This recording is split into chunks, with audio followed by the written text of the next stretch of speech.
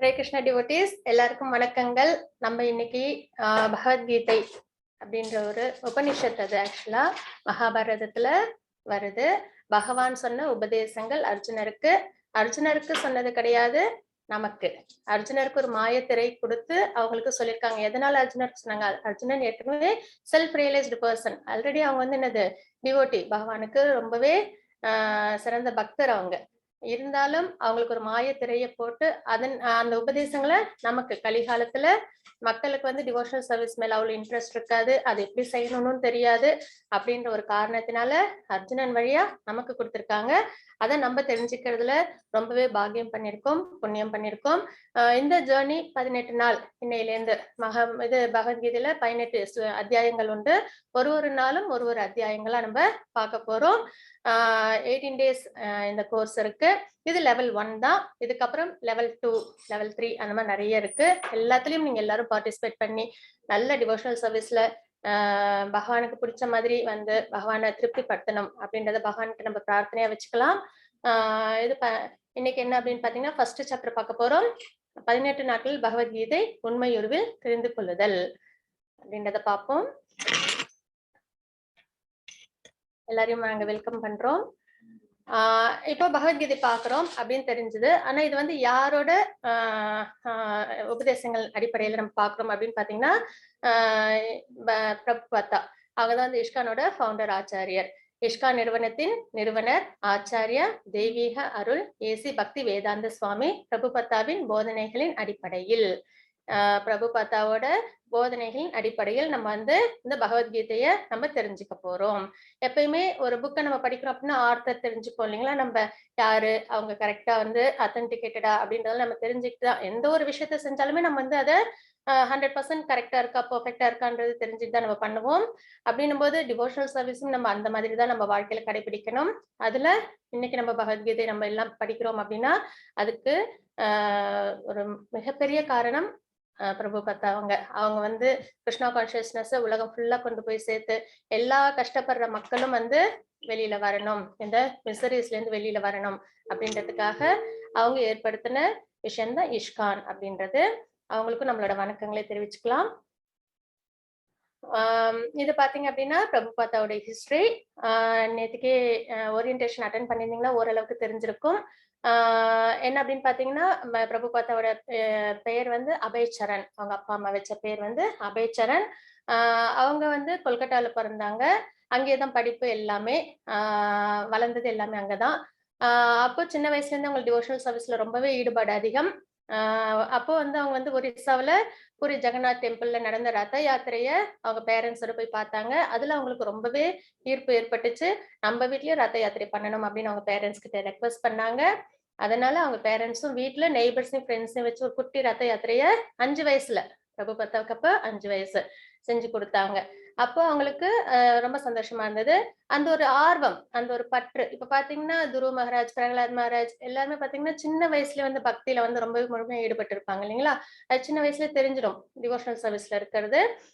அப்படி பார்க்கும்போது பிரபுபதாவுக்கு ஆரம்பத்துல இருந்தே அவங்களும் வந்து அத்தன்டிகேட்டட் பிராமணிக்கல் ஃபேமிலியில பிறந்ததுனாலையும் அவங்களுக்கு வந்து இன்னமும் அதுல வந்து முழு ஆர்வம் இருந்தது. அதுக்கப்புறம் அவங்களோட குருவை சந்திச்சு அவங்களோட போதனைகளை கேட்டுக்கிட்டாங்க. அப்போ அவங்களுக்கும் வந்து பரம்பரையில சம்பந்தப்பட்டு இனிஷியேஷன் எல்லாம் வாங்கினாங்க. அப்போ அவங்க குரு சொன்னாங்க, அவங்க பிரபுபதாவோட இங்கிலீஷ் ரொம்பவே நல்லா இருக்கு, அதனால நீங்க வந்து இந்த லாங்குவேஜை வச்சு இந்த உலகம் ஃபுல்லா நீங்க வந்து கிருஷ்ணா கான்சியஸ்னஸ கொண்டு போய் சேர்க்கணும் அப்படின்னு சொல்லி அவங்களுக்கு இன்ஸ்ட்ரக்ஷன்ஸ் கொடுத்தாங்க. அப்போ பிரபுபதா அதை வந்து எப்பயுமே பரம்பரையில குரு சொன்ன அதை சிஷ்யர்கள் அப்படியே செய்வாங்க. குரு தான் அவங்களுக்கு எல்லாமே. அதாவது குருவோட வார்த்தை தான் வந்து வேத வாக்கு அப்படின்ற மாதிரி எடுத்துக்கிட்டு அவங்க செய்வாங்க. அப்போ பிரபுபதா உலகம் ஃபுல்லா கிருஷ்ணா கான்சியஸ்னஸ் கொண்டு போய் சேர்க்கறதுக்காக நிறைய பிரயத்தனங்கள் பண்ணாங்க. அது எல்லாமே நீங்க அவங்களோட பயோகிராஃபி போய் பாத்தீங்கன்னா ஈச் அண்ட் எவ்ரி திங் உங்களுக்கு கிடைக்கும். அவங்க நிறைய புக்ஸ், மேகசின்ஸ், பேக் டு காடேட்ன்ற மேகசின்ஸ், அப்புறம் வந்து நிறைய புக்ஸ் இதெல்லாமே அவங்க வந்து வெளியிட்டாங்க. அப்புறம் அவங்க வந்து அமெரிக்காவுக்கு போனாங்க 1965ல. அப்ப பாத்தீங்கன்னா ரொம்ப சொற்ப பணத்தை எடுத்துட்டு கொஞ்சோண்டு நம்மளோட ஸ்கிரிப்சர்ஸையும் கையில எடுத்துட்டு அவங்களோட குரு சொன்ன அந்த இன்ஸ்ட்ரக்ஷன்ஸ் ஃபாலோ பண்றதுக்காக அவங்க வந்து கார்கோ ஷிப்ல போனாங்க. போயிட்டு அங்க போய் ரொம்பவே சிரமப்பட்டாங்க. ஏன்னா, அவங்கள ரிசீவ் பண்றதுக்குலாம் யாரும் கிடையாது. தங்கறதுக்கு இடம்லாம் ஒண்ணும் ஏற்பாடுலாம் பண்ணிட்டு போகல. முழுக்க முழுக்க பகவானோட நம்பிக்கை. பகவான் மேல நம்பிக்கையும், பக்தியும். அதன் மூலியமா அவங்க வந்து டிராவல் பண்ணி கிருஷ்ணா கான்ஷியஸ்னஸ உலகத்துக்கு குடுக்கணும். இப்ப பார்த்தீங்கன்னா, இந்த விஷயம் செய்யணும் அப்படின்னு வந்துட்டு ஏதாவது ஒரு விஷயம் ஏதாவது ஒரு காரணம் இருக்கா? அ ஏதோ நமக்கு ஒரு நல்லது நடக்குது அப்படிலாம் கிடையாது. பகவானுக்காக செய்யறது. பகவானுக்காக செய்ற செயல். அதுதான் இருக்கறதுலயே சிறந்த செயல்.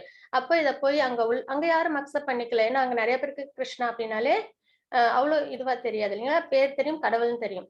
ஆனா, அங்க போய் கீர்த்தனங்கள் எல்லாம் பாடி, அங்க வந்து பார்க்ல, அப்புறம் வந்துட்டு ஸ்ட்ரீட்லலாம் பாடி, அங்க உள்ளவங்களலாம் அட்ராக்ட் பண்ணி, அப்புறம் அவங்களுக்கு பிரசாதங்கள்லாம் அவங்களே கையால செஞ்சு குடுத்து, அவங்கலாம் ஃபர்ஸ்ட் அக்செப்டே பண்ணிக்கல. இருந்தாலும் அவங்கள வந்துட்டு ரொம்ப அந்த அளவு டிட்டர்மினன்ட்டா, அந்த அளவு கம்பேஷனேட்டா இருந்து, அவங்களலாம் வந்து கிருஷ்ணா கான்ஷியஸ்னஸ்க்கு பிரபுபதா கொண்டு வந்தாங்க. இத சொல்றது ரொம்ப ஈஸி. ஆனா, அந்த வாழ்க்கைய நெனச்சு பார்க்கும்போது, அந்த அளவு டிட்டர்மினேஷனும், அந்த அளவு அந்த மிஷன்ல அவங்களுக்குள்ள ஈடுபாடும் பார்க்கும்போது மிக சிறந்தது. அதுல நம்பளும் கண்டிப்பா இருக்கணும். ஆ கிருஷ்ணா கான்ஷியஸ் இந்த உலகத்துக்கு நம்ம குடுக்கணும். அப்படின்றது தான் அவங்களோட விருப்பம். அப்புறம் பார்த்தீங்கன்னா, அவங்க நெறைய புக்ஸ் எழுதியிருக்காங்க. வேதாபேஸ்.com அப்படின்ற புக்ல போய் பார்த்தீங்கன்னா, வெப்சைட்ல உங்களுக்கு நெறைய புக்ஸ் இருக்கும். பகவத்கீதை, பாகவதம் முழு கேன்டோ. அதாவது இப்ப 12 கேன்டோ எல்லாமே இருக்கும். டைம் கிடைக்கும்போது கண்டிப்பா எல்லாத்தையுமே நீங்க படிச்சு பார்க்கணும். லெவல் 1, லெவல் 2, லெவல் 3ல போக போக உங்களுக்கு எல்லா புக்ஸும் உங்களுக்கு இன்ட்ரோடியூஸும் பண்ணுவாங்க. ஆ உலகம் ஃபுல்லா வந்துட்டு 14 தடவை சுத்தி வந்து 108 டெம்பிளுக்கு மேல கட்டி பிரபுபதா வந்து கிருஷ்ணா கான்ஷியஸ்ன உலகத்துக்கு கொண்டு வந்தாங்க. இதுதான் வந்து இஸ்கான்ல உள்ள டெய்டி. அதாவது விக்கிரகங்கள். ராதா கிருஷ்ணரா நம்மளுக்கு சேவை சாதிப்பாங்க. அவங்களுக்கு நம்மளோட வணக்கங்களையும், ஆசீர்வாதங்களையும் நம்ம கேட்டுக்கலாம். நம்ம வணக்கங்கள் தெரிவிச்சுக்கலாம். பிளெஸிங்ஸ் வாங்கிக்கலாம். ஹரே கிருஷ்ணா, ஹரே கிருஷ்ணா, கிருஷ்ண கிருஷ்ண ஹரே ஹரே, ஹரே ராம, ஹரே ராம, ராம ராம, ஹரே ஹரே. அதுக்கப்புறம் பார்த்தீங்கன்னா, இன்னைக்கு நம்ம எல்லாரும் இங்க உட்கார்ந்து பகவத்கீதை படிக்கிறோம் அப்படின்னா, அதுக்கு முழுமுதற் காரணம் ஆ இஸ்கான் மேங்களூர். ஸ்ரீ ஸ்ரீ ராதா கோவிந்தா கோயில் மேங்களூர்ல இருக்கு. ஆ அங்க வந்து அம் நாமனிஷ்தா பிரபு. அவங்க தான் வந்து டெம்பிள் பிரசிடென்ட். அவங்க தான் இந்த கோர்ஸஸ் எல்லாத்தையும் ஏற்பாடு பண்ணி, எல்லாருக்கும் கிருஷ்ணா கான்ஷியஸ்னஸ் போய் சேரணும் அப்படின்னு சொல்லிட்டு, இதுக்கு பின்னாடி நெறைய உழைப்பு உண்டு. நெறைய பேர் அட்மின் ஒர்க்கா இருக்கட்டும், டீச்சிங்கா இருக்கட்டும், இந்த டெக் டீமா இருக்கட்டும், எல்லாருமே ரொம்ப வந்துட்டு மெனக்கெட்டு இந்த விஷயங்கள்லாம் நல்லா பண்றாங்க. எல்லாமே யாருக்காக? பகவான சந்தோஷப்படுத்தணும், ஆச்சாரியர்கள சந்தோஷப்படுத்தணும், எல்லாருக்கும் பகவத் கீதை அந்த அ ம் உபதேசங்கள் போய் சேரணும் அப்படின்ற ஒரு விஷயத்துக்காக பகவத்கீதை என்பது நமது எல்லா பிரச்சனைகளுக்கும் பதில்களை கொண்ட ஒரு காவிய வேதம். இது மகாத்மா காந்தியால் ஒரு ஆன்மீக அகராதியாக கருதப்பட்டது. மேலும் இது உலகெங்கிலும் உள்ள பல தலைவர்களுக்கு உத்வேகம் அளிக்கும் புத்தகம் அப்படின்றத இங்க நம்ம பார்க்கிறோம். பகவத்கீதை வந்து ஒரு மோட்டிவேஷனல் தெரப்பி. இப்ப பார்த்தீங்கன்னா, நெறைய பேர் என்ன பண்ணுவாங்கன்னா, ஸ்ட்ரெஸ்ல இருக்காங்க இல்லைங்களா? உலகமே பார்த்தீங்கன்னா, ஸ்ட்ரெஸ், ஸ்ட்ரெஸ், ஸ்ட்ரெஸ் அப்படின்னு தான் இருக்காங்க. அப்போ எல்லாரும் என்ன பண்ணுவாங்க, நெறைய போய் இங்க, அங்கன்னு போய் தேடுவாங்க. எங்க வந்துட்டு நம்மளுக்கு அந்த ஸ்ட்ரெஸ் ரிலீஃப் கிடைக்கும். மோட்டிவேஷனல் தெரப்பிலாம் எடுத்துப்பாங்க. நெறைய காசு செலவு பண்ணி எல்லாம் பண்ணுவாங்க. ஆனா கையிலேயே நம்மளுக்கு பகவத்கீதை இருக்கு. பகவானோட உபதேசங்கள் இருக்கு. அதன்படிக்கு நம்ம வாழ்க்கைய வாழ்ந்தோலே நம்மளுக்கு ஸ்ட்ரெஸ்ன்றது கண்டிப்பா இருக்கவே இருக்காது. நம்மளுக்கு எதனால பிரச்சனைகள் வருதுன்ற அந்த பேஸ் ரூட் நம்மளுக்கு தெரிஞ்சிருச்சுனாலே நம்மளுக்கு பிரச்சனைகள் நம்மளுக்கு வராம பார்த்துக்கலாம் இல்லைங்களா? அப்போ பகவத்கீதையில அதுக்கான பதில்கள் எல்லாமே இருக்கு. அதனால தான் அத நெறைய பேர் படிச்சுட்டு அது என்ன சொல்லியிருக்காங்க, இது வந்து ஆ ஆ ஒரு ஸ்ட்ரெஸ் ரிலீவர்ன்னு சொல்லலாம். இன்னொன்னு வந்து ஆன்மீக அகராதி, ஸ்பிரிச்சுவல்க்கான டிக்ஷனரி அப்படின்றதையும் நம்ம வந்து பார்த்தோம். இதுவும் நேத்திக்கும் நம்ம வந்துட்டு ஓரியன்டேஷன்ல இத பத்தி டிஸ்கஸ் பண்ணோம். அ கீதைய பத்தி மகாத்மா காந்தி என்ன சொல்லியிருக்காங்கன்னு பார்த்தீங்கன்னா, "கீதையை தியானிப்பவர்கள் ஒவ்வொரு நாளும் புதிய மகிழ்ச்சியும், புதிய அர்த்தங்களையும் பெறுவார்கள்." அப்படின்னு தான் சொல்லியிருக்காங்க. நான் பகவத்கீதை படித்து கடவுள் இந்த பிரபஞ்சத்தை எவ்வாறு படைத்தார் என்பதை பற்றி சிந்திக்கும்போது, மற்ற அனைத்தும் மிதமிஞ்சியதாக தெரிகிறது. அப்படின்றத வெளிநாட்டுல உள்ள ஒருத்தவங்க பகவத்கீதைக்கான விளக்கங்கள இங்க குடுத்துருக்காங்க. அவங்களோட புரிதல, அவங்களோட ஃபீட்பேக்க குடுத்துருக்காங்க. அதுக்கப்புறம் இஷ்கானின் பகவத்கீதை உண்மை உருவில் ஏன்? எதனால இதுக்கு வந்து பகவத்கீதை ஆஸ் இட் இஸ் உண்மை உருவில் அப்படின்ற இது இருக்கு அப்படின்னு பார்த்தீங்கன்னா, எப்பயுமே வந்து பரம்பரை மூலியமா வரணும். விஷயங்கள் வந்து வேற விதமா வெளிப்பற்றக் கூடாது. அதுல வந்து பரம்பரையில ஃபாலோ பண்ணி வரவங்க ரொம்பவே ஸ்ட்ரிக்ட்டா இருப்பாங்க. பகவானோட உபதேசம் பகவான் சொன்னபடிக்கு தான் இருக்கணும்ன்றதுல ரொம்பவே கான்சியஸா இருப்பாங்க. அதுல வந்து எந்த விதமான டைல்யூஷனும் இருக்கவே இருக்காது. அதனாலதான் இது இப்ப பாத்தீங்கன்னா கௌடிய சம்பிரதாயம் இஷ்கான் ஃபாலோ பண்றது. அதாவது கிருஷ்ணர் வந்து பிரம்மாவுக்கு உபதேசம் பண்ணி பிரம்மா நாரதருக்கு, நாரதர்ல இருந்து வியாசதேவர், அப்புறம் வந்து மத்வாச்சாரியார், அப்படியே பரம்பரை வந்துகிட்டே இருக்கும். 22nd ஆச்சாரியரா வந்து இவங்க சைத்தன்ய மகாபிரபு, கிருஷ்ணாவோட அவதாரமே அவங்க. நம்ம நிறைய இனிமே கிளாஸஸ்ல நம்மளும் பார்ப்போம். அதுக்கப்புறம் பாத்தீங்கன்னா 32nd ஆச்சாரியர் ஷில பிரபுபாதா. அப்படி வந்துட்டு பரம்பரை வழியா அப்படியே வரிசையா இந்த பகவத்கீதை நாலேஜ பகவான் சொன்ன படிக்கு தான், அது தாண்டி வேற எதுவும் எக்ஸ்ட்ராவா வந்துடக்கூடாதுன்றதுல ரொம்பவே கேர்ஃபுல்லா இருந்து கொடுப்பாங்க. அதனாலதான் அதுக்கு உண்மை உருவில்ன்ற பேரு. அதுக்கப்புறம் பரம்பரையோட கனெக்ட், போனஃபைடு பரம்பரா அப்படின்னு சொல்லுவாங்க. அதாவது வேதத்துல அங்கீகரிக்கப்பட்ட பரம்பரைகள் அப்படின்றது 4 இருக்கு. கௌடிய சம்பிரதாயம், ஸ்ரீ சம்பிரதாயம், ருத்ர சம்பிரதாயம், குமார சம்பிரதாயம்.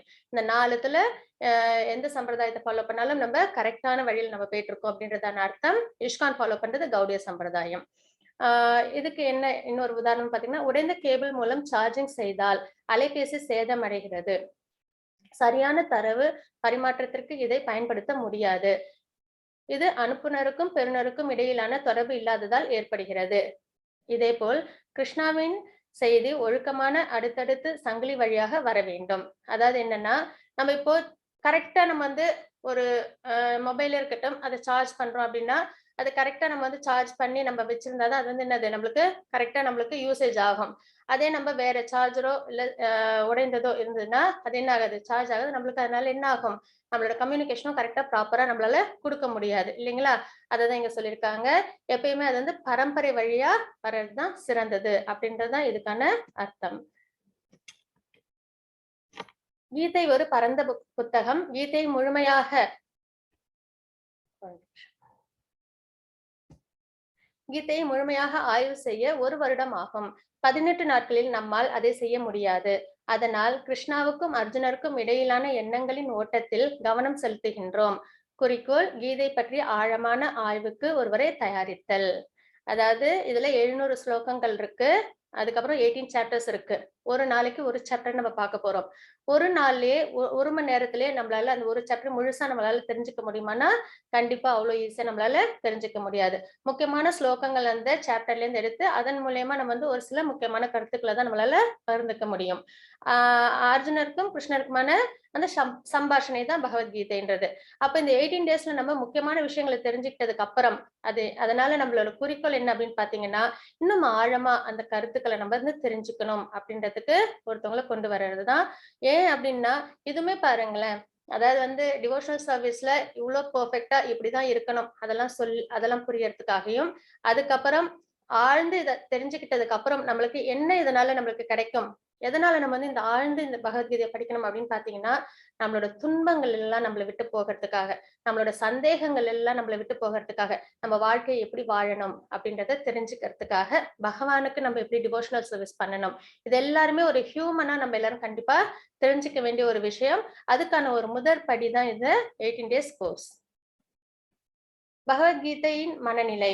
அர்ஜுனனின் கலக்கமும் மாயையின் தோற்றமும் கிருஷ்ணரின் ஏற்பாடு என்பதை புரிந்து கொள்ள வேண்டும். அதுதான். ஏன்னா அர்ஜுனருக்கு வந்து எப்பயுமே என்னது மாயையோ இல்ல கலக்கமோ வர்றதுக்கு வாய்ப்பே இல்லை. ஏன்னா செல்ஃப் ரியலைஸ்டு பர்சன்னா அவங்களுக்கு ஆத்ம ஞானம் இருக்கும். அதுதான் அதுக்கான அர்த்தம்.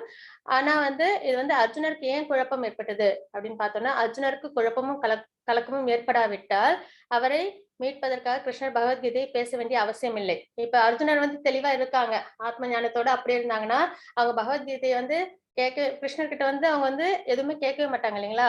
அப்போ நம்மளுக்கு பகவத்கீதைன்றது கிடைச்சிருக்காது. இது வந்து பகவத்கீதை ஏன் நம்மளுக்கு அவசியம் அப்படின்னு பாத்தீங்கன்னா, பகவான் வந்து நம்ம அருகாமையில இல்லை இப்போ.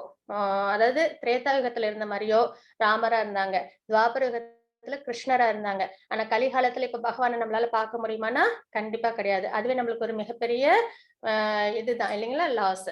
அப்போ பகவான் நம்ம கூட இருக்கணும், பகவானோட நம்ம வந்து சம்பந்தப்படணும் அப்படின்றது அந்த ஒரு விஷயத்துக்காக பகவத்கீதை நம்மளுக்கு பகவான் கொடுத்திருக்காங்க.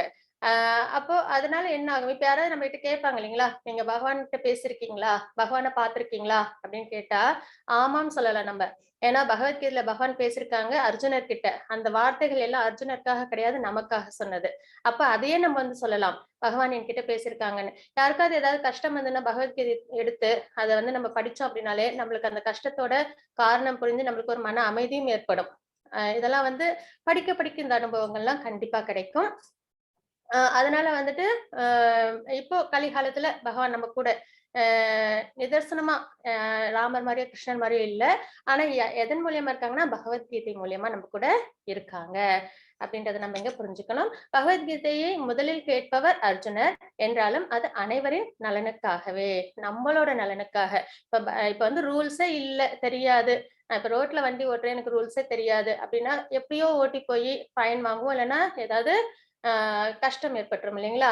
ஆ ஆனா நம்ம ரூல்ஸ் தெரிஞ்சு நம்ம வந்து ஃபாலோ பண்ணோம் அப்டின்னா, நம்மளால சேஃப் ஜர்னி பண்ண முடியும். அதே மாதிரி தான். பகவத்கீதை, பாகவதம் இதெல்லாம் படிக்கும்போது நம்மளுக்கு கஷ்டங்கள் எதனால வருது? நம்ம எப்படி வாழணும்ன்றது தெரிஞ்சுக்கிட்டதுக்கு அப்புறம் நம்ம வாழ்க்கையில கஷ்டங்கள் நம்மள நெருங்காது. அப்டின்ற விஷயம் நம்மளுக்கு தெரிய வரும். இப்ப பகவத்கீதை இல்லன்னா நம்மளுக்கு அதெல்லாம் தெரியாமலே போயிடும்.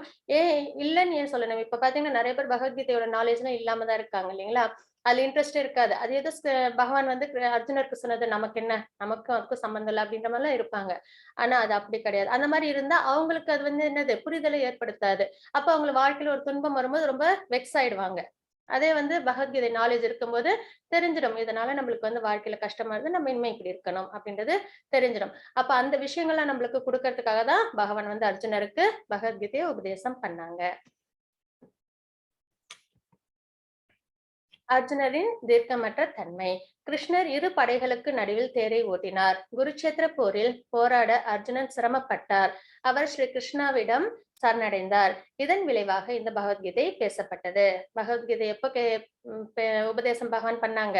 அர்ஜுனருக்கு போர் பண்ண விருப்பம் இல்ல. குருட்சேத்திர போர்ல கௌரவர்களுக்கும் பாண்டவர்களுக்கும் இடையில போர் மூண்டது.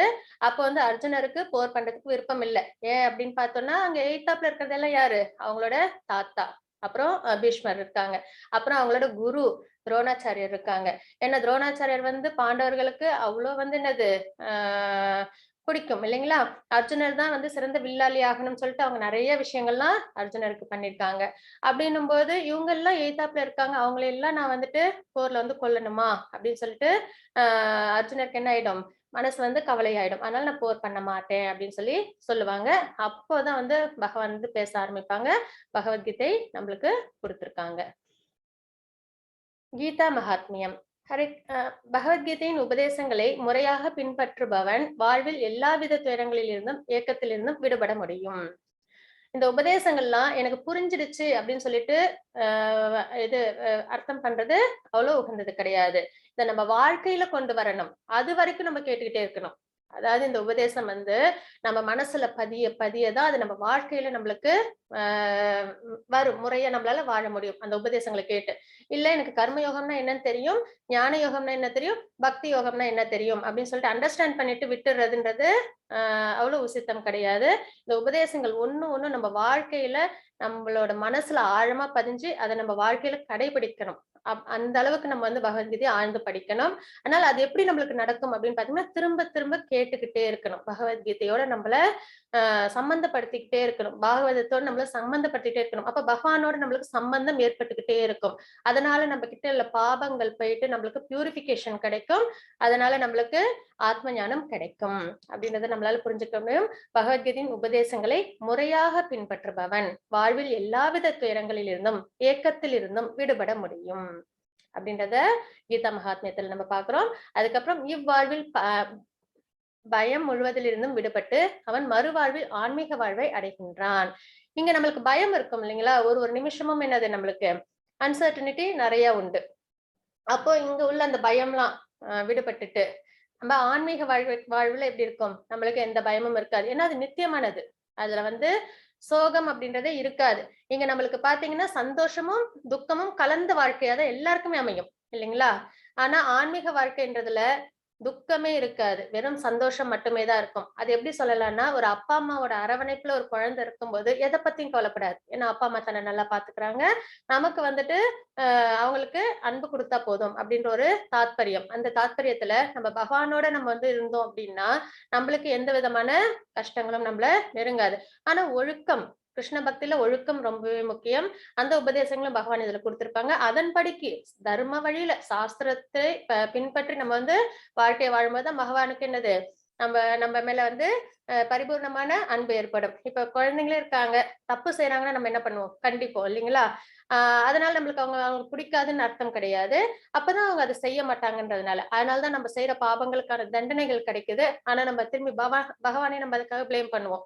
அது வந்து அவ்வளவு உச்சிதமானது கிடையாது. பகவானோட சொல்படி, இந்த உபதேசப்படி நம்ம வாழ்க்கை நம்ம வாழும்போது நம்மளுக்கு எப்படி இருக்கும் நம்ம வாழ்க்கை, மறுவாழ்வில் ஆன்மீக வாழ்க்கை அடைகின்றான். சந்தோஷமான வாழ்க்கையா, நித்தியமான சந்தோஷம், அதுதான் ரொம்ப முக்கியமாங்க. பகவத்கீதை முழு ஆர்வத்துடனும் அக்கறையுடனும் ஒருவன் படித்தால் பகவானின் அருளால் அவனது பூர்வ ஜென்ம பாபங்கள் செயல்படாமல் போகும். பகவத்கீதைய முழு அர்த்தத்துடனும் அக்கறையுடனும் ஒருவன் படித்தால் பகவானின் அருளால் அவனது பூர்வ ஜென்ம பாபங்கள் செயல்படாமல் போகும். நம்ம நிறைய ஜென்மங்கள் எடுத்திருக்கோம். 84 lakh ஸ்பீஷீஸ்ல நிறைய ஜென்மங்கள். இதுதான் முதல் ஜென்மம் அப்படின்றது கிடையாது. அப்போ அத்தனை ஜென்மத்துல நம்ம என்ன பண்ணிருப்போம், தெரிஞ்சோ தெரியாமலோ. ஏன் அத்தனை ஜென்மம், இந்த ஜென்மத்திலே நம்ம தெரிஞ்சோ தெரியாமலோ நிறைய தப்புகள் பண்ணிருப்போம் இல்லைங்களா? அப்ப அந்த பாபங்கள்லாம் எப்படி போகும்? நம்ம ஜோசியரை போய் கேட்டா இந்த பிராயச்சித்தம் அந்த பிராயச்சித்தம் சொல்லுவாங்க. அந்த மாதிரி செய்யறதுனால நம்மளுக்கு நம்மளோட கஷ்டங்கள்லாம் போயிடுதா? அதுலயும் வந்து என்னது, ஒரு சிலது போகும், ஒரு சிலது போகாது. ஆனா பகவத்கீதையை படிச்சு அதன் மூலியமா நம்ம அதன்படி நம்ம வாழ்க்கையை வாழும்போது என்ன ஆகும்னு பாத்தீங்கன்னா, நம்மளோட பூர்வ ஜென்ம பாபங்கள் கூட தொலைந்து போகும். அது எப்படின்னு பாத்தீங்கன்னா, பகவானோட நாமம் தான். எந்த ஜோசியர்கிட்டயும் போய் நம்ம வந்து எதையுமே கேட்கவே வேண்டாம், எனக்கு என்னோட கஷ்டம் எப்படி போகும். பகவானோட நாமத்தை இருக்கிற இடத்துல இருந்து நம்ம அழகா சொல்லிக்கிட்டே இருந்தோம்னு வச்சுக்கோங்க, பகவானை நினைச்சு, அந்த நாமத்துக்குள்ள சக்தி இருக்கு இல்லைங்களா, அது வந்து நம்மளோட பாவங்களை தொலைக்கும். அதுக்கு பகவான் மேல நம்மளுக்கு நம்பிக்கை வரணும். நம்பிக்கை எப்படி வரும், பகவானை பத்தி தெரிஞ்சுக்கும் போதுதான். ரோட்ல போறவங்க மேல நம்மளுக்கு ஒரு பாண்டிங் வராது. அவங்க எப்படிப்பட்டவங்க, அவங்களுக்கு என்ன பிடிக்கும் பிடிக்காது நம்மளுக்கு தெரியாது. ஆனா வீட்டுல ஒருத்தவங்க இருக்காங்க அப்படின்னா அவங்களுக்கு பிடிச்ச விஷயங்கள் நம்மளுக்கு தெரியும். அவங்க கிட்ட நம்ம எப்படி நடந்துக்கணும்ன்றது தெரியும் இல்லைங்களா? அதே மாதிரிதான் பகவானை பத்தி நிறைய தெரிஞ்சுக்கதான் அவங்களோட குணங்கள், அவங்களோட லீலைகள் இதெல்லாம் தெரிய தெரிய நம்மளுக்கு என்ன ஆகும், நம்மளுக்கு பகவான் மேல ஒரு பற்றுதல் வரும். அந்த அந்த பற்றுதல் என்னவாகும், பக்தியா மாறும். அது நாம சங்கீர்த்தனம். பகவானோட நாமத்தை உச்சரிக்க உச்சரிக்க நம்மளோட பாபங்கள் எல்லாம் நம்மளை விட்டு போயிடும் அப்படின்றத நம்ம இங்க பாக்குறோம். கீதா மகாத்மியம். ஹரே கிருஷ்ண லலிதா மாதாஜி.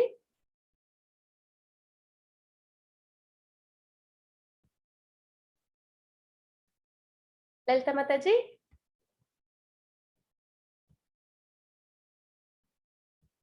ஓகே.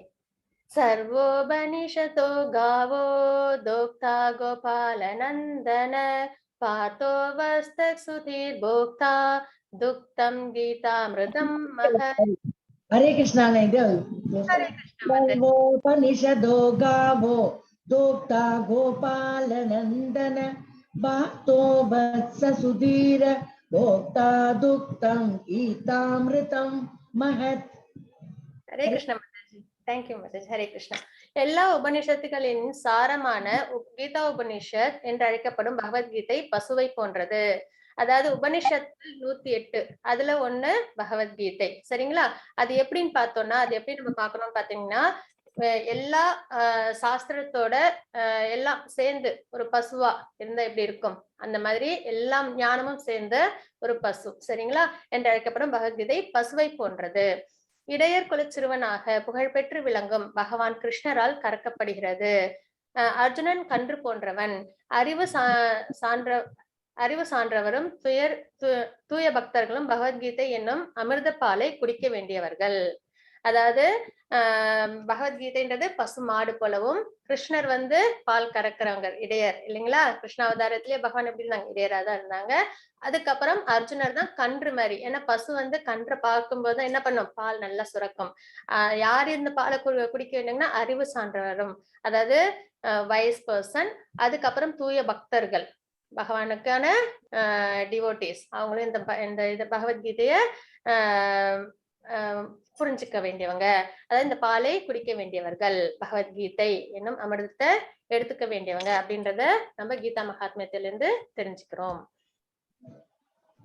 இப்ப நம்ம சாப்டர் 1க்கு வரோம். அர்ஜுன விஷாத யோகம்.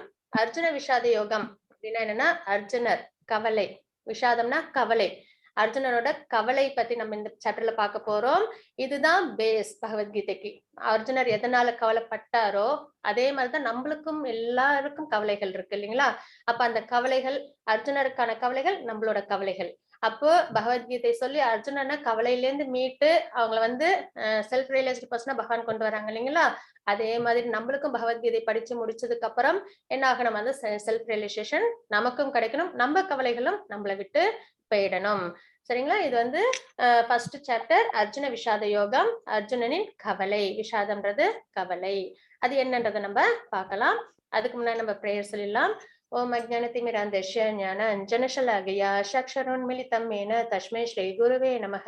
श्रीचैतन्यमनोभीष्टं स्थापितं येन भूतले स्वयं रूप गदामह्यं तदधि स्वपदान्तिकं वन्देऽहं श्रीगुरु श्रीयुतपदकमलं श्रीगुरुन् वैष्णवांश श्रीरूपं साग्रजातं सहन रघुनाथान्वितं तं सजीवं साद्वैतं सावधूतं परिजनसहितं कृष्णचैतन्यदेवं श्रीराधा कृष्णपादान् सहन ललिता श्रीविशाखान्वितांश हे कृष्णा करुणा सिंधु दीनबंधो जगत्पते गोपेश गोपिका कांत राधा कांत नमोस्तुते तप्त कांचन गौरांगी राधे वृंदावनेश्वरी वृषभानुसुदे देवी प्रणमामि हरिप्रिये वाञ्छाकल्पतरूपस्य कृपा सिंधु भयेव च पतितानां पावनेभ्यो वैष्णवेभ्यो नमो नमः. नमो विष्णुपादाय कृष्णप्रस्थाय भूतले श्रीमते भक्तिवेदान्त स्वामिनिति नामिने नमस्ते सरस्वती देवे गौरवाणी प्रचारिणे निर्विशेष शून्यवादी पश्चात्तदसतारिणे. जय श्री कृष्ण चैतन्य प्रभु नित्यानंद श्री अद्वैत गदाधर श्रीवासादि गौर भक्त वृंद. हरे कृष्णा कृष्ण कृष्ण हरे हरे, हरे राम राम राम हरे हरे. ओम नमो भगवते वासुदेवाय. ओम नमो भगवते वासुदेवाय. ओम नमो भगवते वासुदेवाय. हरे कृष्णा. இப்ப நம்ம பார்க்க போறது ஃபர்ஸ்ட் சாப்டர் விஷாத யோகம். அர்ஜுனரோட கவலை என்ன அப்படின்றத இந்த சாப்டர்ல நம்ம பார்ப்போம். அதுல இங்க என்ன கொடுத்திருக்காங்க அப்படின்னு பாத்தீங்கன்னா, ஒரே காட்சிக்கு வெவ்வேறு எதிர்வினைகள். அதாவது இப்ப எங்க இருக்காங்க எல்லாரும் அப்படின்னு பார்த்தோம்னா, பகவத்கீதையில எல்லாரும் வந்து போர்க்களத்துல இருக்கிறாங்க. குருட்சேத்திரம் அப்படின்ற இடத்துல இருக்கிறாங்க. குருட்சேத்திரம் அப்படின்றது ரொம்ப புனிதமான ஸ்தலம். அதாவது தேவர்கள் ஒரு நல்ல விஷயம், ஒரு யாகங்கள் யஜ்ஞங்கள் பண்ணணும்னா அவங்க தேர்ந்தெடுக்கிற இடம் வந்து இந்த குருட்சேத்திரமா தான் இருக்கும் அப்படின்றது ஸ்கிரிப்சர்ஸ்ல இருக்கு. அங்கதான் வந்து தெய்வீகமான புனிதமான காரியங்கள், தர்மமான காரியங்கள் நிறைய பண்ணுவாங்க அப்படின்றது தாத்பரியம். அந்த இடத்துல இந்த போர் நடக்குது. யாருக்கு? தர்ம இது கௌரவர்களுக்கும் பாண்டவர்களுக்கும் இடையில் போர் நடக்குது. அப்போ வந்து அந்த இடத்துல யார் யாரெல்லாம் இருக்காங்கன்னு பாத்தீங்கன்னா, கௌரவர்கள் இருக்காங்க, பாண்டவர்கள் இருக்காங்க. அப்போ எல்லாருக்குமான மனநிலைகளை நம்ம இங்க பார்க்க போறோம். எப்படி அப்படின்னு பாத்தீங்கன்னா, ஃபர்ஸ்ட் திருதராஷ்டிரர். திருதராஷ்டிரர் எப்படி இருக்கிறாங்க? அவங்க வந்து ஆக்சுவலா ஒரு கிங். அவங்க என்ன பண்ணணும், அவங்களோட தம்பி வந்து இறந்து போயிட்டதுனால அவங்களோட பிள்ளைகளையும் தன்னோட பிள்ளையா பார்த்து அவங்க வந்து என்ன பண்ணிருக்கணும், எல்லாத்தையும் அவங்களுக்கும் செஞ்சிருக்கணும். ஆனா அவங்க என்ன பண்ணிட்டாங்க, ஒரு ராஜா எப்படி இருக்கணும், பிரஜைகளுக்கு எல்லாருக்கும் தர்ம வழியில எல்லா விஷயங்களும் செஞ்சிருக்கணும். அதுக்கப்புறம் எல்லாருக்கும் நன்மைகளை செய்யக்கூடியவங்களா இருக்கணும், ஒரு சிறந்த அரசர். ஆனா இவங்க என்ன பண்ணிட்டாங்க, தன்னோட பிள்ளைகளுக்கு எல்லாம் கிடைக்கணும் அப்படின்னு சொல்லிட்டு, அதுவும் பாண்டவர்களுக்கு அவங்க அப்பாவும் இல்ல இல்லைங்களா, இவங்களும் இல்ல, பாண்டுவும் இல்ல. அப்படி இருக்கும்போது அவங்களையும் இவங்கதான் நல்லா பார்த்திருக்கணும். ஆனா என்ன பண்ணிட்டாங்க, தன்னோட பிள்ளைகளுக்கு முக்கியத்துவம் கொடுத்துட்டாங்க. அந்த இடத்துல அப்ப இவங்க எப்படி இருக்காங்கன்னு பாத்தீங்கன்னா, மோட் ஆஃப் இக்னோரன்ஸ்ல இருக்காங்க அப்படின்றத நம்ம பாக்குறோம். ஒரே சுச்சுவேஷன் தான், ஆனா ஒவ்வொருத்தவங்களோட மனநிலை எப்படி இருக்குன்றத நம்ம இங்க பாக்குறோம். அதுக்கப்புறம் பாத்தீங்கன்னா துரியோதனன். துரியோதனன் எப்படி இருக்காங்க, தான் தான் எல்லாத்துலயும் நல்லா இருக்கணும், தனக்கு தான் எல்லாமே கிடைக்கணும், தான் தான் சந்தோஷமா பெஸ்டா இருக்கணும் அப்படின்ற ஒரு எண்ணத்துல இருக்காங்க இல்லைங்களா. அது வந்து ரஜோகுணத்தின் வெளிப்பாடு.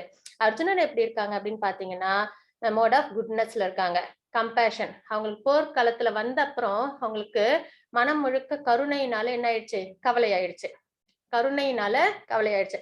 என்ன அவங்களோட இது கவலை காரணம், தனக்கு ஏதோ ஆயிடுமோ, தன்னோட சகோதரர்களுக்கு ஏதாவது நடந்துருமோ அப்படி பயந்தாங்களா, இல்ல போர்ல வந்து தன்னோட தன்னை சார்ந்தவர்களுக்கு ஏதாவது தீங்கு ஏற்பட்டுருமோ அதை நினைச்சு பயந்தாங்களா, இல்ல. அத நினைச்சு கவலைப்பட்டாங்களா? இல்ல. என்ன நினைச்சாங்க?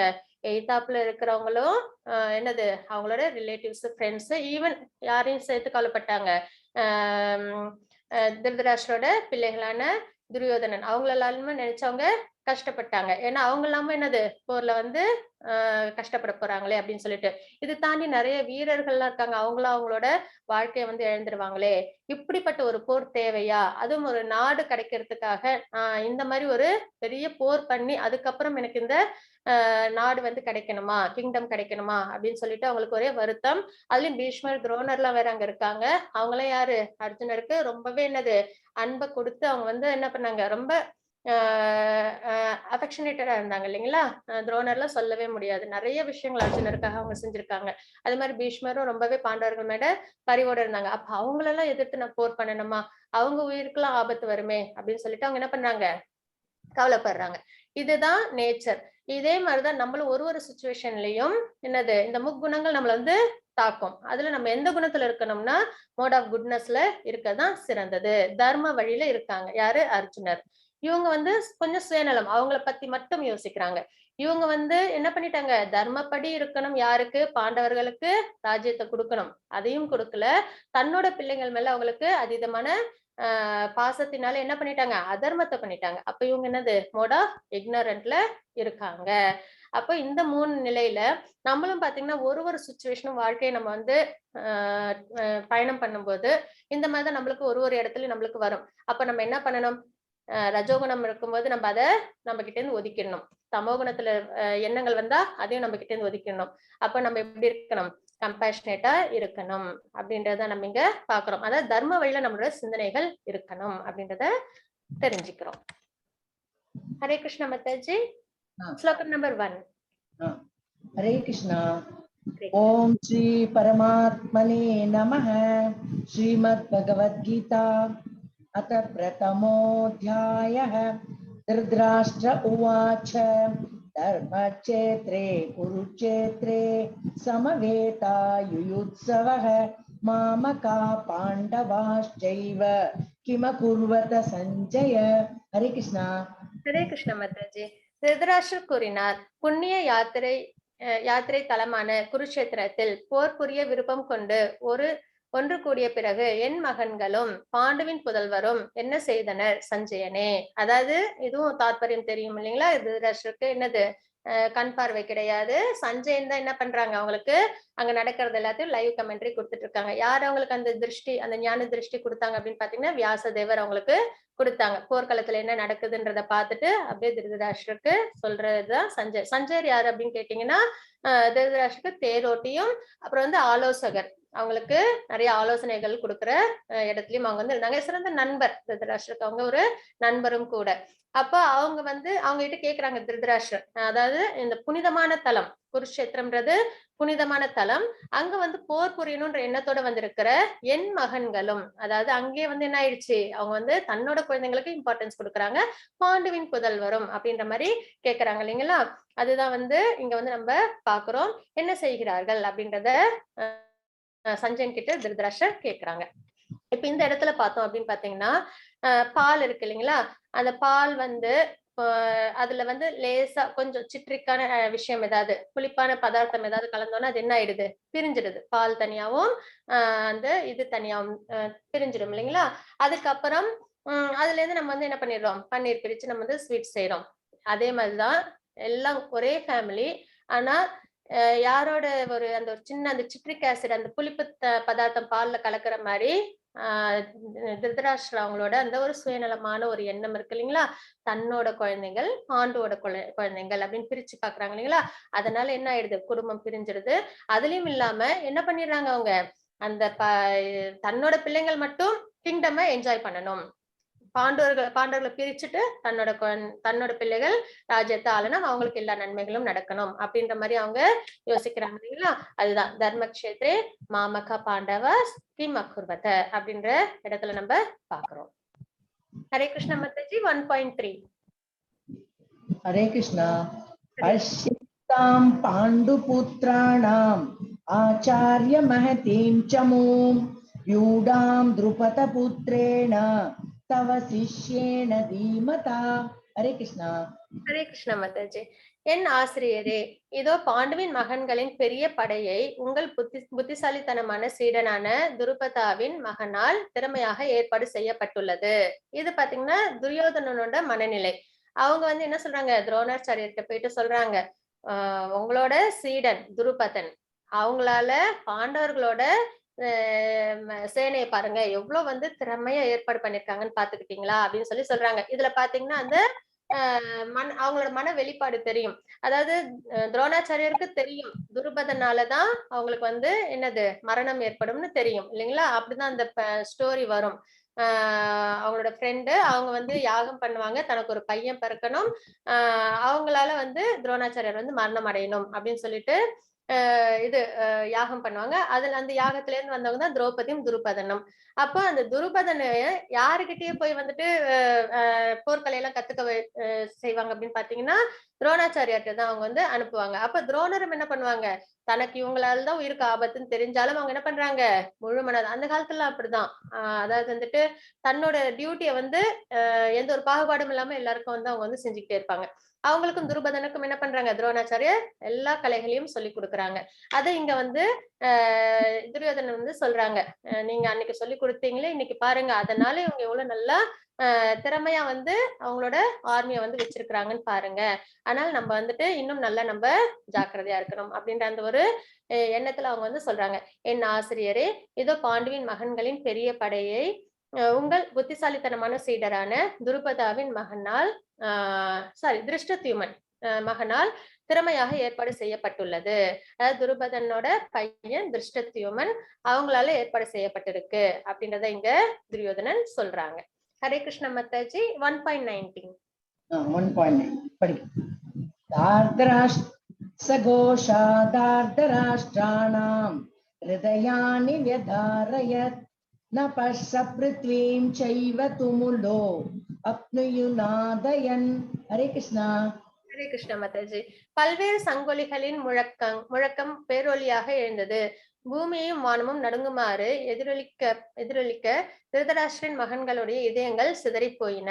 அப்ப பாத்தீங்கன்னா சங்கநாதம் போர் வந்து செய்ய போறாங்க, சங்கநாதம் ஏற்படுது. அதை கேட்ட உடனே இவங்க திருதராஷ்டிரோட மகன்களுக்கு என்ன ஆயிடுச்சு, மனம் ஃபுல்லா பயம் ஏற்பட்டுடுச்சு அப்படின்றது. ஏன்னா சங்கநாதம்ன்றது எல்லாரும் சேர்ந்து ஒரே டைம்ல வந்து அந்த சங்க ஒலியை கேட்கும்போது திருதராஷ்டிரோட மகன் துரியோதனனுக்கு எப்படி ஆயிடுச்சு, அது வந்து ஏன்னா அதர்மம் பண்ணும்போது என்ன ஆயிடும், அந்த பயமும் கூடவே வந்துடும் இல்லைங்களா. அதனால அவங்க மனம் எல்லாம் என்ன ஆயிடுது, பயத்தினால சிதறிடுச்சு அப்படின்றத நம்ம இங்க பாக்குறோம். அப்புறம் இங்க பாத்தீங்க அப்படின்னா பாண்டவர்களோட வெற்றி வந்து முன்னமே போர் நடக்கிறதுக்கு முன்னமே வந்து ஆல்மோஸ்ட் தெரிஞ்சிருச்சு. எப்படி அப்படின்னு பார்த்தோம்னா, ஒண்ணு தர்மக்ஷேத்திரம், அந்த இடம் வந்து தர்மத்துக்கு உகந்த இடம் இல்லைங்களா. ஏன்னா வேதங்கள்ல வந்து அதாவது தேவர்களும் கூட ஒரு தர்ம காரியம் செய்யணும், யாக யஜ்ஞம் பண்ணா அந்த இடத்தை தான் தேர்வு பண்ணுவாங்க அப்படின்றத நம்ம பார்த்தோம். அப்ப அந்த இடத்துல தர்மம் தான் தழைச்சு இருக்கும் அப்படின்றதுனால அவங்க தர்மக்ஷேத்திரத்துல அவங்க வந்து அவங்களோட போரை பண்றதுனால அது ஒரு காரணம், கண்டிப்பா போர்ல வின் பண்ணிடுவாங்கன்றது. அப்புறம் தெய்வீக தேர், அர்ஜுனனுக்கு வந்து இந்த தேர் அவங்க இருக்காங்க இல்லைங்களா, அந்த தேர் வந்து யாரு கொடுத்ததுன்னு பாத்தீங்கன்னா அக்னி பகவான் வந்து அந்த தேரை வந்து அர்ஜுனனுக்கு அவங்க கிஃப்டா கொடுத்திருப்பாங்க. அந்த தேரோட பவர் எப்படி இருக்குன்னா, நினைச்ச நேரத்துல 8 திசையும் அந்த திரும்பி அந்த தேர் வந்து அந்த தேர்ல பயணம் பண்ண முடியும். அந்த மாதிரி ஒரு சிறந்த தேரை அக்னி பகவான் வந்து அர்ஜுனருக்கு கொடுத்திருப்பாங்க. அப்புறம் சங்கநாதம், எல்லார்கிட்டயும் எப்பயுமே சங்கோலி வந்து தர்ம காரியங்கள் பண்ணும்போது மங்களகரமா அது வந்து சங்கநாதம் கொடுத்துதான் ஸ்டார்ட் பண்ணுவாங்க இல்லைங்களா. கோயில் எல்லாம் கூட பூஜைகள் எல்லாம் பண்றாங்கன்னா ஃபர்ஸ்ட் சங்கநாதம் கொடுப்பாங்க. பகவானோட கையிலேயே இருக்கு இல்லைங்களா சங்கு பாஞ்சஜன்யம், அப்போ அதுவும் வந்து என்னது ஒரு சிறந்த அடையாளம். அதுக்கப்புறம் காண்டீபம், அர்ஜுனரோட வில். அதுக்கப்புறம் பாக்கியலட்சுமி, எங்கெல்லாம் பகவான் இருக்காங்களோ அங்கெல்லாம் யாரும் இருப்பாங்க, கண்டிப்பா மகாலட்சுமியும் இருப்பாங்க. மகாலட்சுமி இருக்கிற இடத்துல செல்வம் செழிச்சிருக்கும், நன்மைகள் நிறைஞ்சிருக்கும் இல்லைங்களா. காடஸ் ஆஃப் ஃபார்ச்சூன் அப்படின்னு சொல்லி நம்ம பார்ப்போம். அப்ப பாக்கியலட்சுமி இருக்காங்க, பகவான் இருக்கிற இடத்துல மகாலட்சுமி இருப்பாங்க. அப்ப அந்த இடத்துல என்ன இருக்கும், கண்டிப்பா மங்களகரமான விஷயங்கள் இருக்கும். அதுக்கப்புறம் பாத்தீங்கன்னா இது கொடி கபித் வெச்சா அப்படின்ற இந்த கொடி இருக்கு. அதுல பாத்தீங்கன்னா ஹனுமன் இருப்பாங்க. ஹனுமன் வந்து என்னது வெற்றிக்கு அடையாளம். சரிங்களா? இப்ப பாத்தீங்கன்னா ராமரோட ராமாயணத்துல கூட ராமருக்கு என்ன பண்ணாங்க, ஹனுமன் வந்து சீதைய வந்து ராவணன் கிட்ட இருந்து கூட்டிட்டு வர்றதுக்கு எல்லா உதவியும் பண்ணாங்க இல்லைங்களா? அதாவது எல்லாமே செஞ்சு கொடுத்தாங்க. அதாவது கோபம் அப்படின்றது நம்ம கிட்ட இருக்கு இல்லைங்களா? அந்த கோபம் வந்து பகவானுக்காக மட்டும்தான் நம்மளுக்கு வரணும். மத்தபடி நம்ம சுயநலத்துக்காக வந்துச்சுன்னா அது கர்ம வினையில வந்துரும். பகவானுக்காக கோபப்பட்டதுன்னு பாத்தீங்கன்னா ஹனுமன். ராமர ரா சீதைய வந்து இன்னைக்கு சீதை மாதாவோட பிறந்த தினம் இன்னைக்கு. அன்னைக்கு அவங்கள பத்தி பேசலே நம்மளுக்கு வந்து என்னது நெறைய பிளெஸ்ஸிங்ஸ். அவங்கள வந்து ரா ராவணன் வந்து கடத்திட்டு போயிடுறாங்க இல்லைங்களா? அந்த கோபம் அந்த அ அ அதாவது சீதைய வந்து ராமர்ட்ட இருந்து பிரிச்சுட்டு போயிட்டாங்களே. அ அது அது ஹனுமன் என்ன பண்ணாங்க, அந்த கோபத்த வெளிப்படுத்தி இலங்கைய வந்து என்ன பண்ணாங்க அவங்க அ கஷ்டப்படுத்துனாங்க இல்லைங்களா? அந்த மாதிரி நம்மளோட கோபம் கூட யாருக்காக இருக்கணும்? பகவானுக்காக இருக்கணும். நம்மளோட செயல்கள் பகவானுக்காக இருக்கணும். அதே மாதிரி தான் இப்ப பார்த்தீங்கன்னா அர்ஜுனர். அர்ஜுனருக்கு தனிப்பட்ட முறையில எனக்கு இந்த போர பண்ணணும், எனக்கு ராஜ்யம் வேணும் அப்படின்ற விஷயத்துல இருக்க அவங்களோட செயல்னு பார்த்தீங்கன்னா கிடையாது. அவங்களோட செயல் இப்ப அவங்க போர் பண்ண வேண்டாம் அப்படின்னு சொன்னா அவங்க பாட்டுக்கு சந்தோஷமா போயிடுவாங்க. எனக்கு இத்தனை பேர் பீஷ்மர், அப்புறம் வந்து துரோணாச்சாரியார், அப்புறம் இங்க உள்ள என்னோட ரிலேட்டிவ்ஸ் எல்லாம் கஷ்டப்படுத்தி எனக்கு இந்த கிங்டம் வேணாம் அப்படின்ற ஒரு மனநிலையில தான் இருக்காங்க இல்லைங்களா? ஆனா யாருக்காக போர் பண்றாங்க? பகவானுக்காக. பகவான் ஏன் போர் பண்ண சொல்றாங்க? பகவான் ஏன் போர் பண்ண சொல்றாங்கன்னா, அதர்மம் வந்து இருக்கக்கூடாது. தர்மம் தழைச்சு இருக்கணும். அந்த ஒரு காரணத்துக்காக தான் போர் பண்ண சொல்றாங்க. அப்ப அர்ஜுனனோட கோபமும் யாருக்காக செயல்படுதுங்க? பகவானுக்காக செயல்படுது, தர்மத்துக்காக செயல்படுது. இப்படிதான் நம்ம எல்லா விஷயத்தையும் நம்ம வாழ்க்கையில எந்த ஒரு விஷயம் செஞ்சாலும் தர்மத்தை முன்னிலைப்படுத்தி, பகவான முன்னிலைப்படுத்தி நம்ம எந்த ஒரு செயலை செஞ்சாலும் நம்மளுக்கு அந்த கர்மா வந்து நம்மள வந்து சேராது. இதே நம்ம சுயநலத்துக்காக நம்ம ஒருத்தவங்கள கஷ்டப்படுத்தினோம் அப்படின்னா, அது என்ன ஆயிடும்? நம்மளுக்கு கர்ம வினையில கொண்டு வந்து விட்டுடும். சரிங்களா? இப்ப அதனால இப்போ பாத்தீங்கன்னா, இந்த கொடியும் ஹனுமன் உள்ள இந்த கொடியும் வந்து அவங்களோட வெற்றிக்கு ஒரு காரணம். அதுக்கப்புறம் என்ன அப்படின்னு பாத்தீங்கன்னா, "திரக்ஷ ஜீவிதா" அப்படின்னு வந்து ஒரு வார்த்தை இருக்கும் இந்த ஸ்லோகத்துல. அதுல என்ன அர்த்தம் அப்படின்னு பாத்தீங்கன்னா, அ ஆப்போசிட் டீமோட பயம். அதுவே என்னது? இவங்களான வெற்றி. ஏன்னா துரியோதனன் என்ன சொல்லிடுவாங்கன்னா, துரோணாச்சாரியார்ட்ட, "என்ன வின் பண்ண வைக்கிறதுக்காக இங்க எல்லாரும் வந்திருக்காங்கன்னு சொல்ல மாட்டாங்க. எனக்காக உயிரையும் குடுக்கறதுக்கு இங்க நெறைய பேர் இருக்காங்கன்னு" சொல்லிடுவாங்க. அப்ப அதுலயே அவங்க என்ன சொல்லிடுறாங்க, நம்ம வார்த்தைகள் ரொம்ப முக்கியம். நம்ம ஒரு நல்ல வார்த்தைய தான் நம்ம எப்பயுமே சொல்லணும். நம்ம தப்பா ஒரு வார்த்தை சொல்லிட்டா கூட, கூட நம்மள சுத்தி நெறைய தேவர்கள் இருக்காங்க இல்லையா? அவங்கலாம் ததாஸ்துன்னு சொல்லிடுவாங்க. அதனால தான் நம்ம வார்த்தைகள் பகவான் பேசுற சக்திய மனிதருக்கு குடுத்திருக்காங்க. அத நல்ல வார்த்தைகளா மட்டுமே நம்ம வந்து பயன்படுத்தணும். தப்பான வார்த்தைகள பயன்படுத்தி, அதனால வந்து என்ன ஆயிடும்? சில சமயம் நம்மளுக்கு அது வந்து கஷ்டத்துல கொண்டு வந்து விட்டுடும். அப்போ அந்த இடத்துல துரியோதனன் என்ன சொல்லிடுவாங்கன்னா, பயத்திலயும், பதட்டத்திலயும் என்ன சுத்தி உள்ளவங்கலாம் எனக்காக உயிரையும் குடுப்பாங்க அப்படின்னு சொல்லிடுவாங்க. அப்ப அந்த பயமும், அந்த வார்த்தையுமே என்ன ஆயிடுச்சு அவங்களுக்கு? தோல்விய குடுத்துருச்சு. அப்படின்றதையும் நம்ம இங்க பார்க்கிறோம். "தக்த ஜீவிதா" அப்படின்றது. அதுக்கப்புறம் ரிஷிகேஷா. ரிஷிகேஷான்றது பகவான். சென்சஸோட ஆ பவர். அதாவது சென்சஸ கண்ட்ரோல் பண்றவங்க அப்படின்றது அர்த்தம். ரிஷிகேஷா பகவான். பகவானே அங்க இருக்காங்க. அப்ப இந்த விஷயங்கள்னால என்ன ஆயிடுது? போர் பண்றதுக்கு முன்னாடியே பாண்டவர்களோட வெற்றிய வந்து இது வந்து நிர்ணயம் பண்ணிடுது அப்படின்றத நம்ம இங்க பார்க்கிறோம். அதாவது ஒண்ணு தர்மக்ஷேத்திரம். சரிங்களா? அந்த இடம், போர் செய்ற இடம். அப்புறம் தெய்வீக தேர், அக்னி பகவான் குடுத்தது. சங்கநாதம், சங்கொலிகள். அதுக்கப்புறம் ஆ அந்த கபித்வச்சா, அதுல வந்து ஹனுமன் இருக்காங்க. அந்த இது கொடி. அதுக்கப்புறம் பாத்தீங்கன்னா காண்டீவம், அர்ஜுனனோட வில். பாக்கியலட்சுமி, மகாலட்சுமி எங்க இருக்காங்களோ அங்கெல்லாம் கண்டிப்பா மங்களகரமான விஷயங்கள் தான் இருக்கும். பகவான் இருக்கிற இடத்துல மகாலட்சுமி இருப்பாங்க. அதே மாதிரி ரிஷிகேஷா, பகவானே இருக்கிறாங்க. அது ஒரு காரணம். அப்புறம் ரக்த ஜீவிதா, அது வந்து என்னன்னா ஆப்போசிட் டீமோட பயம். அதுவே இவங்களுக்கான வெற்றிக்கு அடையாளம். குவிஸஸ்ல வரும் இதெல்லாம் உங்களுக்கு வந்து இந்த பிடிஎஃப்பும் வந்துட்டு இருக்கு. பிரபுஜி ஷேர் பண்ணியிருக்காங்க. நீங்க அதுல நீங்க ரெஃபர் பண்ணிக்கலாம். அதுக்கு அடுத்தது எதனால இப்ப வந்து அர்ஜுனன் வந்து போர் பண்ண மாட்டேன். ஏன்னா இந்த சாப்டரோட ஸ்டார்டிங்கே என்னது? கவலை. அர்ஜுன விஷாத யோகம். அப்ப அந்த கவலைக்கான காரணங்கள் என்ன அப்படின்னு பார்த்தோம்னா, ஒண்ணு இரக்கம். அவங்களுக்கு வந்து கம்பேஷன். நம்மள சுத்தி உள்ளவங்க எல்லாரையும் கஷ்டப்படுத்துறோமே! அதனால நம்மளுக்கு ஒரு ராஜ்யம் கிடைக்கிறது, நம்மளுக்கு வந்து என்ன சந்தோஷம் இருக்க போகுது? எல்லாரும் வந்து அ போர்ல மடிய போறாங்களே! அப்டின்ற ஒரு கம்பேஷன். அதுக்கப்புறம் இன்பமின்மை. சண்டை போடுறதுனால என்ன சந்தோஷம் இருக்க போகுது? சண்டைனால என்ன சந்தோஷம்? இப்ப நம்மளே வீட்ல இருக்கோம். எல்லாரும் சேர்ந்து சந்தோஷமா ஒத்துமையா இருந்தோம்னா, நம்மளுக்கு அன்னைக்கு நாளே சிறப்பா இருக்கும். அதே வீட்ல ஒரு மனஸ்தாபம் வந்துச்சுன்னா, அன்னைக்கு நாளே எப்படி இருக்கும்? ஒரு மாரி வருத்தமா இருக்கும் இல்லைங்களா? அப்ப சண்டை போடுறதுனால என்ன இன்பம் கிடைக்க போகுது? அப்புறம் இது ஒரு பாபச் செயல் அப்படின்றத அர்ஜுனன் வந்து ரியலைஸ் பண்றாங்க. ஏன்னா இங்க நெறைய பேர் வந்து நம்ம வந்து கொல்ல போறோம். ஒருத்தவங்கள கொல்றதுன்றது பாவம் இல்லையா?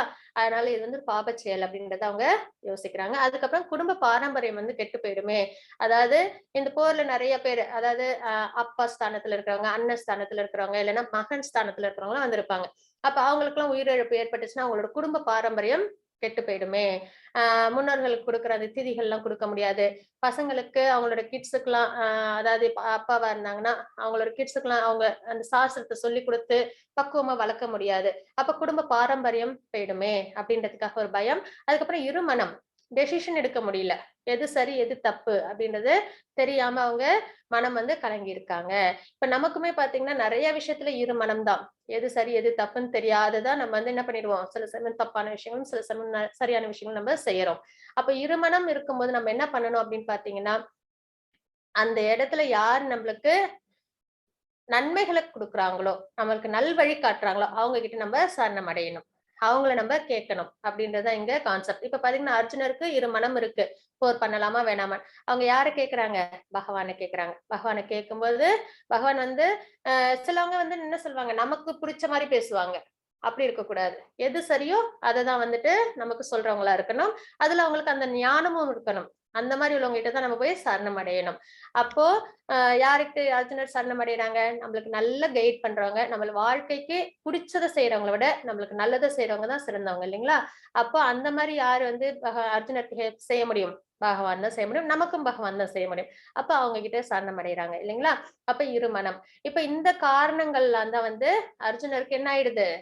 போர் பண்ண மனம் வந்து இடம் குடுக்கல அப்படின்றத நம்ம பார்க்கிறோம். ஆ அதேதான் இங்கேயும் இருக்கு. இரக்கம், இன்பமின்மை, பாபச் செயல், குடும்ப பாரம்பரியம், இருமனம். ஹரே கிருஷ்ண மாதாஜி 1.28.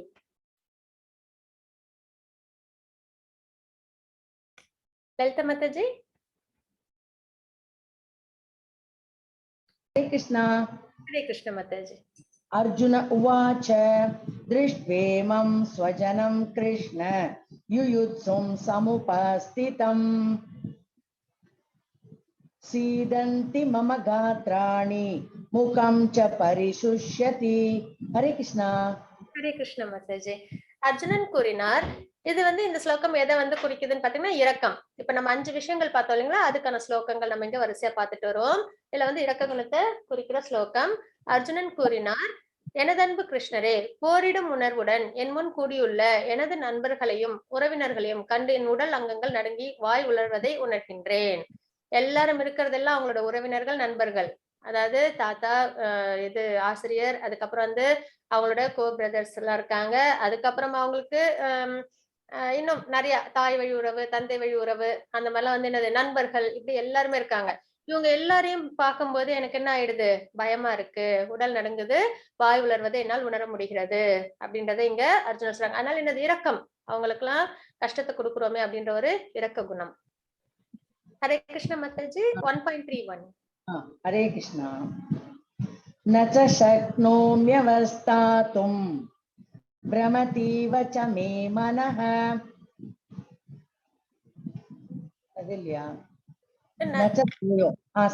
न च श्रेयोनुपश्यामि हत्वा स्वजनम् आहवे न काङ्क्षे विजयं कृष्ण न च राज्यं सुखानि च। हरे कृष्णा। हरे कृष्ण माताजी. थैंक यू माताजी. சொந்த உறவினரை போரில் கொல்வதால் என்ன நன்மை வரும் என்பதை என்னால் காண முடியவில்லை. எனதன்பு கிருஷ்ணரே, இதில் பெறக்கூடிய வெற்றியோ ராஜ்யத்தையோ இன்பத்தையோ நான் விரும்பவில்லை அப்படின்றத சொல்றாங்க. போர் செய்யறதுனால எனக்கு என்ன நன்மை கிடைக்க போகுது? அதுவும் இவங்களெல்லாம் வந்து நான் வந்து வதம் கில் பண்ணிட்டு நான் வந்து இந்த போர்ல நான் அதுக்கப்புறம் பீஷ்மரும் இல்ல, என்னோட கூட அதாவது என்னோட ஆசிரியரும் இல்ல, அப்புறம் என்னோட உறவினர்களும் இல்ல. அப்படி இருக்கும்போது இந்த கிங்டம் நான் வந்து வின் பண்ணிட்டு நான் என்னத்த சந்தோஷத்தினால பார்க்க போறேன் அப்படின்றத அர்ஜுனர் வந்து கிருஷ்ணர் கிட்ட சொல்றாங்க. சொந்த உறவினரை இப்போரில் கொள்வதால் என்ன நன்மை வரும் என்பதை என்னால் காண முடியவில்லை. எனது அன்பு கிருஷ்ணரே, இதில் பெறக்கூடிய வெற்றியோ ராஜ்யத்தையோ இன்பத்தையோ நான் விரும்பவில்லை அப்படின்றத சொல்றாங்க. இது நடந்து துவாபர யுகத்துல. ஹரே கிருஷ்ண மாதாஜி 1.36. ஹரே கிருஷ்ணா. பாபமேவாஸ்ரயேதஸ்மான் ஹத்வைதாநாததாயினஹ தஸ்மான் நார்கா வயம் ஹந்தும் தார்த்ராஷ்ட்ரான் ஸ்வபாந்தவான் ஸ்வஜனம் ஹி கதம் ஹத்வா சுகினஸ்யாம மாதவ. ஹரே கிருஷ்ணா. ஹரே கிருஷ்ண மாதாஜி. இத்தகைய அக்கிரமக்காரர்களை கொல்வதால் நமக்கு பாபமே வந்து சேரும். எனவே திருதராஷ்டிர மகன்களையும் நமது நண்பர்களையும் கொல்லுதல் நமக்கு சரியானதல்ல. அதிர்ஷ்ட தேவதையின் கணவரே கிருஷ்ணரே, நமது சொந்த உறவினரை கொலை செய்துவிட்டு நாம் எவ்வாறு மகிழ்ச்சி அடைய முடியும்? இதனால் நமக்கு என்ன லாபம் அப்படின்றத இங்க பகவான்கிட்ட அர்ஜுனர் சொல்றாங்க. அதாவது இவங்களை எல்லாம் போர்ல வந்து கொலை பண்றதுன்றது பாபமே வந்து சேருமே நமக்கு. அதனால இதுல நமக்கு என்ன லாபம் வந்து இருக்க போகுது அப்படின்றத அர்ஜுனர் வந்து கிருஷ்ணர் கிட்ட கேக்குறாங்க. ஹரே கிருஷ்ண மாதாஜி 1.45. ஹரே கிருஷ்ணா. யதி மாம் பிரதீகாரம் அசஸ்திரம் சஸ்திரபாணயக தாத்ராஷ்டாரணே ஹன்யுஹு தன்மே சேமதரம் பவேத். ஹரே கிருஷ்ணா. ஹரே கிருஷ்ண மாதாஜி. ஆயுதமின்றியும் எதிர்த்து போரிடாமலும் இருக்கின்ற என்னை ஆயுதம் தாங்கிய திருதராஷ்டிரன் மகன்கள் போரில் கொன்றால் அது எனக்கு அதிக நன்மையை கொடுக்கும். அதாவது இங்க அர்ஜுனன் என்ன சொல்றாங்க, நான் போர் பண்ணாதானே, ஆயுதத்தை எடுத்தாதானே, நான் ஆயுதமே எடுக்க போறது இல்ல, அப்படியே அவங்க என்னை கொன்னா கூட பரவாயில்ல, அது கூட எனக்கு நன்மையை கொடுக்கும். ஆனா இந்த போர்ல நான் இவங்களை எல்லாம் வந்து கஷ்டப்படுத்த எனக்கு எந்த நன்மையும் ஏற்பட போறது இல்ல அப்படின்றத அர்ஜுனன் நீங்க சொல்றாங்க. இதெல்லாம் அவங்களோட மனநிலைய காமிக்குது. இதுக்கான பதில் வந்து நாளைய சாப்டர்ல பகவான் நம்மளுக்கு சொல்லுவாங்க. ஹரே கிருஷ்ண மாதாஜி 1.46. சஞ்சய உவாச்ச ஏவமுக்த்வார்ஜுன சங்கே ரதோபஸ்த உபாவிஷத் விஸ்ருஜ்ய சசரம் சாபம் சோக சம்விக்ன மானசஹ. ஓம் தத்சத் படிச்சுக்குமா? ஓம் தத்சதிதி ஸ்ரீமத் பகவத்கீதாசு உபனிஷத்சு பிரம்ம வித்யாயாம் யோகசாஸ்திரே ஸ்ரீகிருஷ்ணார்ஜுன சம்வாதே அர்ஜுன விஷாத யோகோ நாம பிரதமோத்யாயः. சர்வம் கிருஷ்ணார்ப்பணமஸ்து. ஹரே கிருஷ்ண மாதாஜி. தேங்க்யூ மாதாஜி. சஞ்சயன் கூறினார், போர்க்களத்தில் இவ்வாறு பேசிய அர்ஜுனன் தனது வில்லையும் அம்புகளையும் ஒரு புறம் எரிந்துவிட்டு ரதத்தில் அமர்ந்து விட்டார்.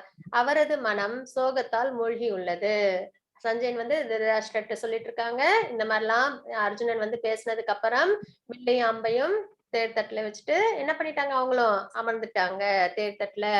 அதனால அவங்க மனம் முழுக்க சோகமா இருக்கு அப்படின்ற விஷயத்த திருதராஷ்டிரர்கிட்ட சஞ்சயன் சொல்றாங்க. இதுதான் நம்ம இன்னைக்கு பார்த்தது அர்ஜுன விஷாத யோகம்.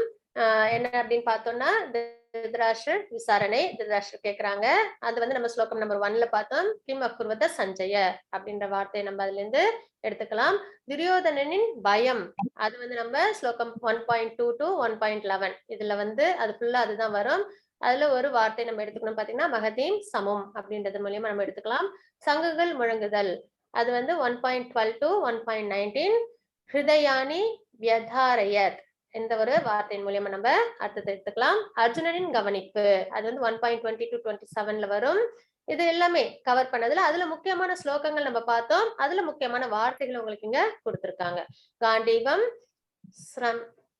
ஸ்ரம்ஷதே ஹஸ்தாத் அப்படின்ற வார்த்தைகளின் மூலியமா அர்ஜுனன் போராடாத காரணங்கள் அப்படின்றத நம்ம வந்து ஸ்லோகம் 1.28 to 46 அது வரைக்கும் நம்மளால பார்க்க முடியுது. அப்ரதீகாரம் அசஸ்திரம் அப்படின்ற வார்த்தையின் மூலமா நம்மளால புரிஞ்சுக்க முடியும். சரிங்களா? இதுதான் நம்ம இன்னைக்கு பார்த்தது அர்ஜுன விஷாத யோகம். அர்ஜுனன் எதனால வந்து கவலைப்பட்டாங்க அப்படின்றத நம்ம பார்த்தோம். அதாவது என்னென்ன விஷயங்களை பார்த்தீங்கன்னா, ஒண்ணு வந்து சின்ஃபுல் சின், அதாவது போர் செய்யறது வந்து பாவம் அப்படின்றது. அப்புறம் இரக்கம், கம்பேஷன், அதனாலயும், அதுக்கப்புறம் வந்து எந்த ஒரு சந்தோஷமும் கிடையாது போர் செய்யறதுனால அப்படின்ற ஒரு விஷயத்தினாலையும், அதுக்கப்புறம் ஃபேமிலி ட்ரெடிஷன் பாதிக்கப்படுமே அப்படின்ற ஒரு கவலையினாலையும், அதுக்கப்புறம் இன்டெசிஷன், அதுதான் அங்க நம்ம பார்க்க போறது. அந்த இன்டெசிஷன்ன்றதுதான் ரொம்பவே முக்கியமான ஒரு வார்த்தை. அதுதான் பகவான் கிட்ட அவங்க சரணம் அடைவாங்க. அப்போ நமக்கும் வாழ்க்கையில ஏதோ ஒரு விஷயம் தெரியல அப்படின்னா, அதுல ஞானம் உள்ளவங்க கிட்ட நம்ம என்ன பண்ணணும், அதுவும் நம்மளுக்கு நன்மையே சொல்றவங்களா, நம்மளுக்கு பிடிச்சத சொல்றவங்க நம்மளுக்கு நன்மை செய்யறவங்க கிடையாது. நம்மளுக்கு எது நல்லதோ, நல்வழி யாரு காட்டுறாங்களோ அது அவங்க கிட்ட நம்ம நம்ம சரணம் அடையணும். அப்படி நம்ம செய்யும் போது நம்ம வாழ்க்கையிலும் நம்மளும் என்ன பண்ணலாம், நம்ம கரெக்டான பாதையில நம்மளால எடுத்துட்டு போக முடியும் அப்படின்றத நம்ம இங்க பார்த்தோம். ஹரே கிருஷ்ணா. வாஞ்சா கல்பதருபஸ்ய கிருபா சிந்து பையவச்ச பதிதானாம் பாவனேபியோ வைஷ்ணவேபியோ நமோ நமः. अनंत कोटि वैष्णविंद की जय. शीला प्रभुपाद की जय. हरे कृष्णा.